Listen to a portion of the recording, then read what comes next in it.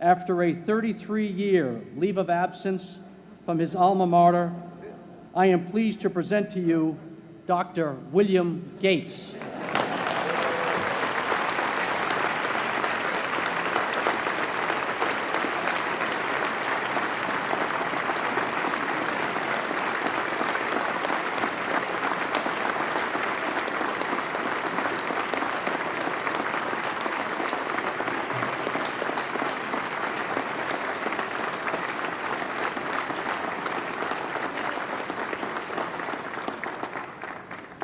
Thank you.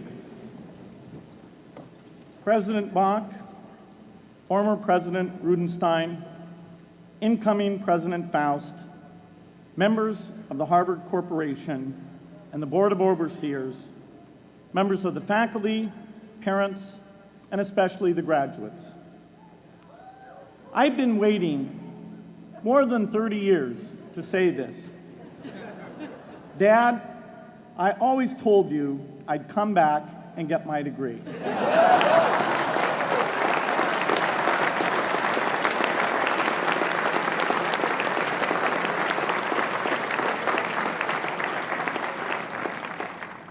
I want to thank Harvard for this honor. I'll be changing my job next year, and it will be nice to finally have a college degree on my resume. I applaud the graduates for taking a much more direct route to your degrees. For my part, I'm just happy that the Crimson called me Harvard's most successful dropout. I guess that makes me valedictorian of my own special class. I did the best of everyone who failed. But I also want to be recognized as the guy who got Steve Ballmer to drop out of business school.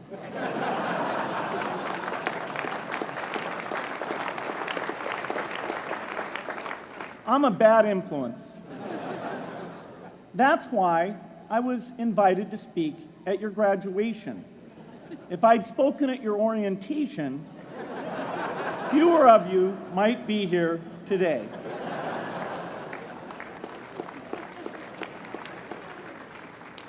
Harvard was a phenomenal experience for me. Academic life was fascinating. I used to sit in on lots of classes that I hadn't even signed up for. And dorm life was terrific. I lived up at Radcliffe in Currier House. There were always a lot of people in my dorm room late at night discussing things because everyone knew that I didn't worry about getting up in the morning. That's how I came to be the leader of the antisocial group. We clung to each other as a way of validating our rejection of all those social people. Radcliffe was a great place to live. There were more women up there, and most of the guys were math science types. The combination offered me the best odds, if you know what I mean. That's where I learned the sad lesson that improving your odds doesn't guarantee success. One of my biggest memories of Harvard came in January 1975, when I made a call from Currier House to a company in Albuquerque, New Mexico, that had begun making the world's first personal computer. I offered to sell them software. I worried they would realize I was just a student in a dorm and hang up on me. Instead, they said, "We're not quite ready. Come see us in a month," which was a good thing because we hadn't written the software yet. From that moment, I worked day and night on the extra credit project that marked the end of my college education and the beginning of a remarkable journey with Microsoft. What I remember above all about Harvard was being in the midst of so much energy and intelligence. It could be exhilarating, intimidating, sometimes even discouraging, but always challenging. It was an amazing privilege, and though I left early, I was transformed by my years at Harvard, the friendships I made, and the ideas I worked on. But taking a serious look back, I do have one big regret. I left Harvard with no real awareness of the awful inequities in the world, the appalling disparities of health and wealth and opportunity that condemn millions of people to lives of despair. I learned a lot here at Harvard about new ideas in economics and politics. I got great exposure to the advances being made in the sciences. But humanity's greatest advances are not in its discoveries, but in how those discoveries are applied to reduce inequity.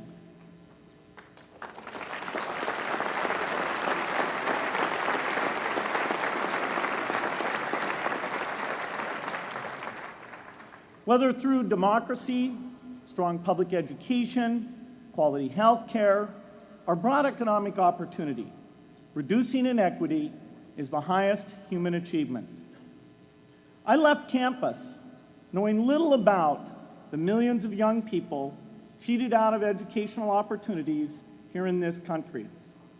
And I knew nothing about the millions of people living in unspeakable poverty and disease in developing countries. It took me decades to find out. You graduates came to Harvard at a different time. You know more about the world's inequities than the classes that came before. In your years here, I hope you've had a chance to think about how, in this age of accelerating technology, we can finally take on these inequities and we can solve them. Imagine, just for the sake of discussion, that you had a few hours a week and a few dollars a month to donate to a cause. And you wanted to spend that time and money where it would have the greatest impact in saving and improving lives. Where would you spend it? For Melinda and I, the challenge is the same. How can we do the most good for the greatest number with the resources we have? During our discussions on this question, Melinda and I read an article about the millions of children who are dying every year in poor countries from diseases that we had long ago made harmless in this country. Measles, malaria, pneumonia, hepatitis B, yellow fever. One disease that I had never heard of, rotavirus, was killing 500,000 children each year, none of them in the United States. We were shocked. We had assumed that if millions of children were dying and they could be saved, the world would make it a priority to discover and deliver the medicines to save them. But it did not. For under $1, there were interventions that could save lives that just weren't being delivered. If you believe that every life has equal value, it's revolting to learn that some lives are seen as worth saving and others are not. We said to ourselves, this can't be true, but if it is true, it deserves to be the priority of our giving. So we began our work in the same way anyone here would begin it. We asked, how could the world let these children die? The answer is simple and harsh. The market did not reward saving the lives of these children, and governments did not subsidize it. So the children died because their mothers and fathers had no power in the market and no voice in the system. But you and I have both. We can make market forces work better for the poor if we can develop a more creative capitalism. If we can stretch the reach of market forces so that more people can make a profit, or at least earn a living, serving people who are suffering from the great inequities. We can also press governments around the world to spend taxpayer money in ways that better reflect the values of the people who pay the taxes. If we can find approaches that meet the needs of the poor in ways that generate profits for business and votes for politicians, we will have found a sustainable way to reduce inequity in the world. Now, this task is open-ended. It can never be finished. But a conscious effort to answer this challenge can change the world. I'm optimistic that we can do this. But I talk to skeptics who claim there is no hope. They say, inequity has been with us since the beginning and will be with us until the end, because people just don't care. I completely disagree. I believe we have more caring than we know what to do with.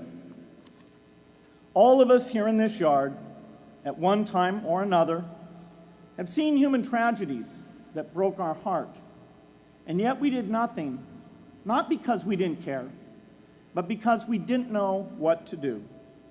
If we had known how to help, we would have acted. The barrier to change is not too little caring. It is too much complexity. To turn caring into action, we need to see a problem, see a solution, and see the impact. But complexity blocks all three steps. Even with the advent of the internet and 24-hour news, it is still a complex enterprise to get people to truly see the problems. When an airplane crashes, officials immediately call a press conference. They promise to investigate, determine the cause, and prevent similar crashes in the future. But if the officials were brutally honest, they would say, of all the people in the world who died today from preventable causes, 0.5% were on this plane. We're determined to do everything possible to solve the problem that took the lives of the 0.5%. The problem is not just the plane crash, but the millions of preventable deaths. We don't read much about these deaths.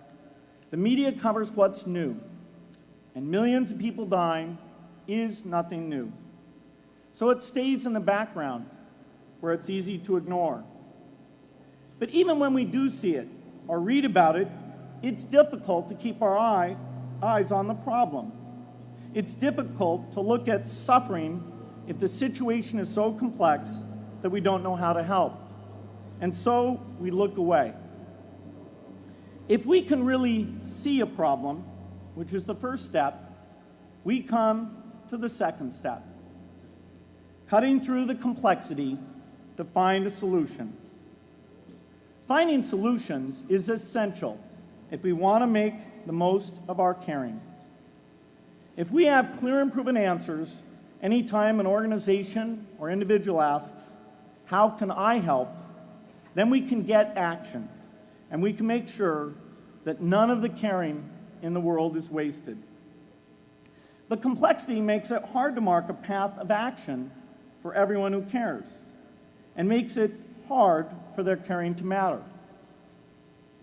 Cutting through complexity to find solutions runs through 4 predictable stages: determine a goal, find the highest impact approach, deliver the technology ideal for that approach, and in the meantime, use the best application of technology you already have, whether it's something sophisticated like a new drug or something simple like a bed net. The AIDS epidemic offers an example. The broad goal, of course, is to end the disease. The highest leverage approach is prevention. The ideal technology would be a vaccine that gives lifelong immunity with a single dose. So governments, drug companies, and foundations are funding vaccine research. But their work is likely to take more than a decade. So in the meantime, we have to work with what we have in hand, and the best prevention approach we have now is getting people to avoid risky behavior. Pursuing that goal starts the 4-step cycle again. This is the pattern. The crucial thing is to never stop thinking and working, and never do what we did with malaria and tuberculosis in the 20th century. which is to surrender to complexity and quit. The final step, after seeing the problem and finding an approach, is to measure the impact of the work and to share that, success or failure, so that others can learn from the efforts. You have to have the statistics, of course. You have to be able to show, for example, that a program is vaccinating millions more children. You have to be able to show, for example, a decline in the number of children dying from the diseases. This is essential not just to improve the program, but also to help draw more investment from business and government. But if you want to inspire people to participate, you have to show more than numbers. You have to convey the human impact of the work so people can feel what saving a life means to the families affected. I remember going to the World Economic Forum some years back and sitting on a global health panel that was discussing ways to save millions of lives. Millions. Think of the thrill if you could save just one person's life, then multiply that by millions. Yet, this was the most boring panel I've ever been on. Ever. So boring, even I couldn't stand it. What made that experience especially striking was that I had just come from an event where we were introducing version 13 of some piece of software, and we had people jumping and shouting with excitement. I love getting people excited about software, but why can't we generate even more excitement for saving lives? You can't get people excited unless you can help them see and feel the impact.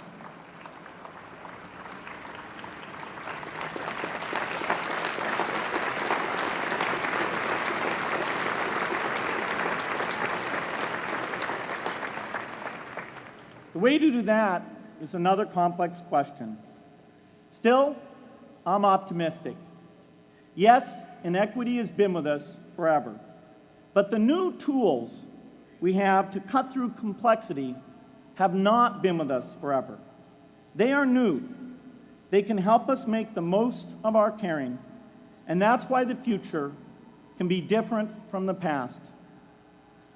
The defining and ongoing innovations of this age, biotechnology, the personal computer, and the internet, give us a chance we've never had before to end extreme poverty and end death from preventable disease. 60 years ago, George Marshall came to this commencement, and he announced a plan to assist the nations of post-war Europe. He said, I quote, "I think one difficulty is that the problem is one of such enormous complexity that the very mass of facts presented to the public by press and radio make it exceedingly difficult for the man in the street to reach a clear appraisement of the situation. It is virtually impossible at this distance to grasp at all the real significance of the situation." 30 years after Marshall made his address, which was 30 years ago, as my class graduated without me, technology was emerging that would make the world smaller, more open, more visible, less distant. The emergence of low-cost personal computers gave rise to a powerful network that has transformed opportunities for learning and communicating. The magical thing about this network is not just that it collapses distance and makes everyone your neighbor. It also dramatically increases the number of brilliant minds we can bring in to work together on the same problem. And it scales up the rate of potential innovation to a staggering degree. At the same time, for every person who has access to this technology, 5 people don't. That means many creative minds are left out of this discussion. Smart people with practical intelligence and relevant experience who don't have the technology to hone their talents or contribute their ideas to the world. We need as many people as possible to gain access to this technology because these advances are triggering a revolution in what human beings can do for one another. They are making it possible, not just for national governments, but for universities, corporations, small organizations, and even individuals to see problems, see approaches, and measure the impact of their efforts to address the hunger, poverty, and desperation George Marshall spoke of 60 years ago. Members of the Harvard family, here in the yard, is one of the great collections of intellectual talent in the world. For what purpose? There is no question that the faculty, the alumni, the students, and the benefactors of Harvard have used their power to improve the lives of people here and around the world. But can we do more? Can Harvard dedicate its intellect to improving the lives of people who will never even hear its name? Let me make a request of the deans and the professors, the intellectual leaders here at Harvard. As you hire new faculty, award tenure, review curriculum, and determine degree requirements, please ask yourself, should our best minds be more dedicated to solving our biggest problems? Should Harvard encourage its faculty to take on the world's worst inequities?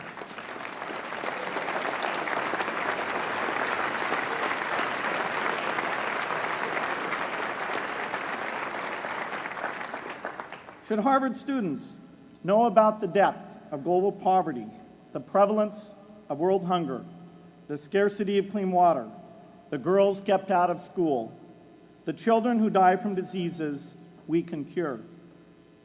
Should the world's most privileged learn about the lives of the world's least privileged? These are not rhetorical questions.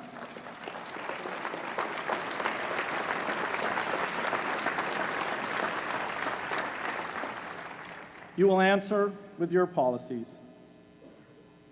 My mother, who was filled with pride the day I was admitted here, never stopped pressing me to do more for others.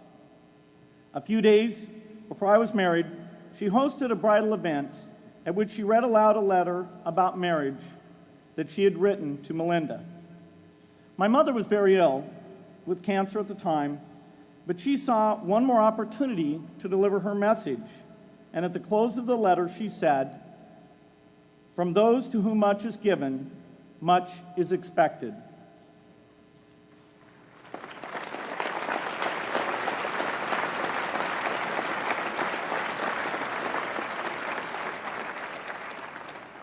When you consider what those of us here in this yard have been given in talent, privilege, and opportunity, there is almost no limit to what the world has a right to expect from us.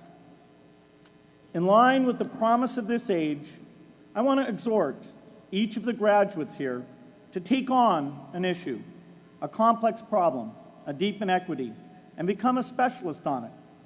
If you make it the focus of your career, that would be phenomenal. But you don't have to do that to make an impact.